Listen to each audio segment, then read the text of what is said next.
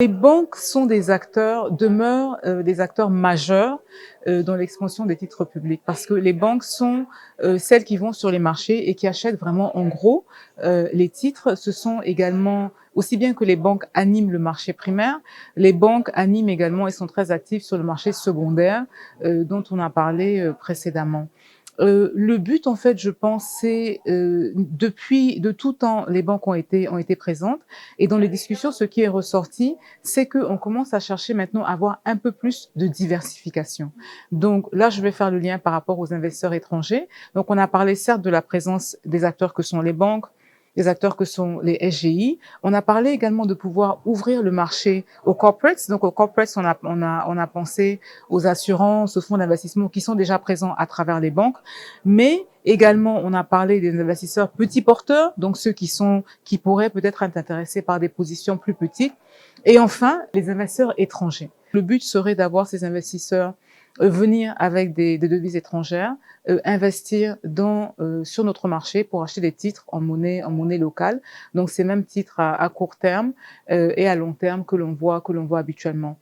Alors, on estime que l'impact que ça aura, ça sera de pouvoir, en plus de la diversification, apporter un peu plus de profondeur sur le marché en termes de montant et de même que peut-être pousser. Il y a déjà beaucoup d'efforts qui sont faits en ce sens, mais pousser un peu à la digitalisation sur le marché, à la digitalisation de l'information et à la propagation de l'information sur le marché monétaire.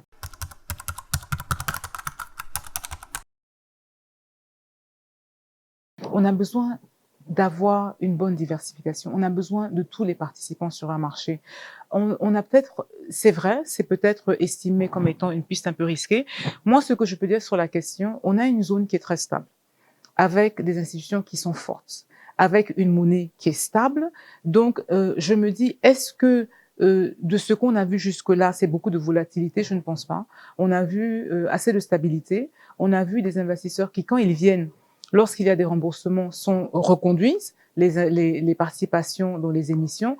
Donc, pour l'instant, je pense qu'on n'a pas encore, les volumes ne sont pas encore très importants, mais on n'a pas encore noté une si grande volatilité que ça, comme dans certains autres pays où on voit qu'il y a beaucoup de fluctuations. Donc, à mon avis, c'est une piste à explorer. Je pense qu'il ne faut pas qu'on soit complètement fermé. Il faut au contraire qu'on soit ouvert. Et moi, à titre lait, le DDP, le directeur de la dette publique du Sénégal, aussi a fait preuve d'une très grande ouverture d'esprit en disant qu'il nous faut du tout.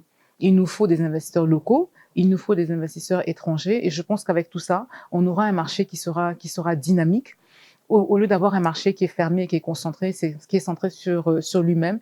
Et de plus, je pense qu'on peut voir une bonne augmentation des montants qui sont transigés. Et je me dis que ça serait pas plus mal pour le développement de la zone monétaire.